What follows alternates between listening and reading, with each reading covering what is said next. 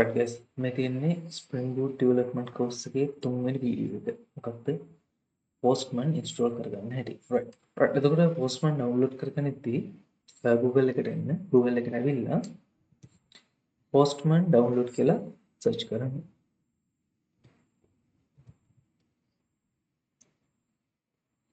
මෙතන හම්බෙන පළවෙනි link එකකින් යමු. මේ පළවෙනි link එකට ආවම ඔයාලට බලා ගන්න පුළුවන් ඔයාගේ operating system එකට අදාළව automatic select වෙනවා මෙතන download එක. ඔයාලා Linux නම් මෙතන Linux select වෙයි. Mac එකක් නම් Mac select වෙයි.